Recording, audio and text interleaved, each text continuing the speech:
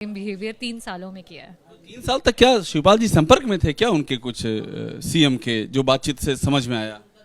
देखिए, अब ये अंदरूनी बातचीत है 2 सीनियर नेताओं के बीच में, तो मुझे लगता है कि वो उसे बेहतर तरीके से स्पष्ट कर सकेंगे। और उन्होंने एक बात और कह दी कि आपके दोनों डिप्टी सीएम वो अच्छा दे देंगे।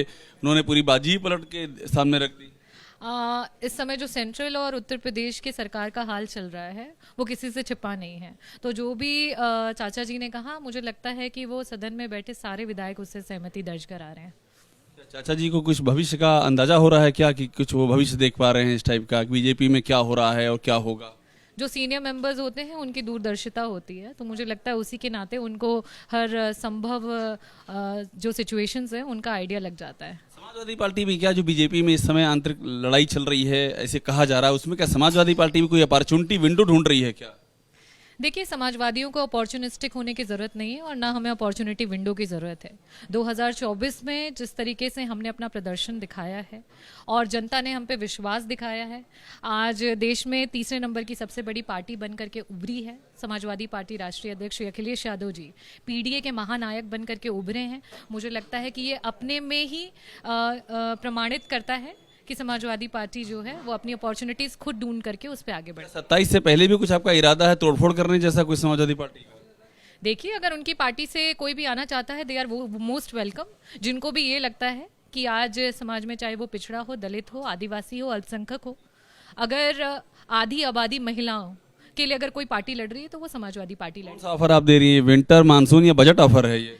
हमारे राष्ट्रीय अध्यक्ष जी ने मॉनसून ऑफर दिया था और अभी बजट ऑफर दे दिया क्या? अनुपूरक बजट है। जब ये मॉनसून अभी कंटिन्यूड है, सेशन चल रहा है, तो ये मुझे लगता है कि वैलिड है और सभी लोग इनवाइटेड है, जो भी चाहे आ सकते हैं। बात सवाल का जवाब और दे दीजिए। जो बीजेपी लगातार कह रही है, केशव जी भी कह रहे हैं कि पीडीए का जो पूरा फार्मूला था वो तो अब कहीं नहीं रह गया। माता प्रसाद पांडे जी को बना दिया अगर नेता प्रतिपक्ष।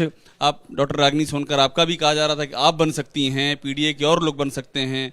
अब पांडे जी आ गए, तो क्या कुछ पार्टी के अंदर इसको लेके कुछ आंतरिक गतिरोध टाइप का कुछ? देखिए, आज बीजेपी के पास और कोई बात नहीं बची है, क्योंकि उन्हें समझ में आ गया है कि जिस पीडीए को उन्होंने अपने सत्ता शासन में नकारा, चाहे वो उनकी सेंट्रल की सरकार हो या प्रदेश की सरकार हो, उस पीडीए की बात हमने रखी, उस पीडीए की बात हमने की, उस पीडीए को हमने टिकट दिया।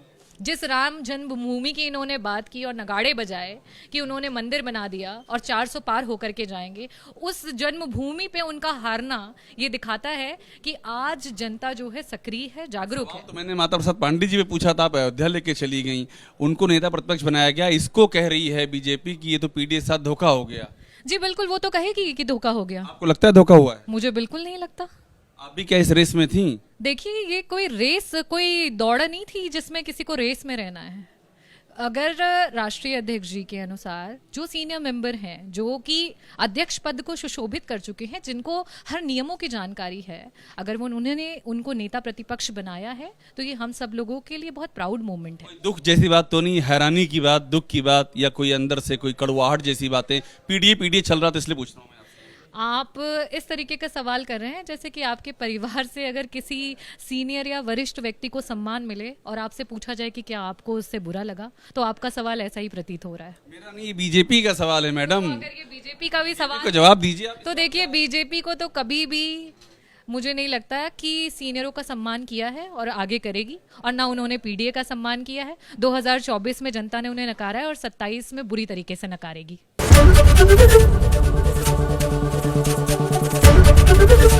एबीपी गंगा, खबर आपकी, जुबान आपकी।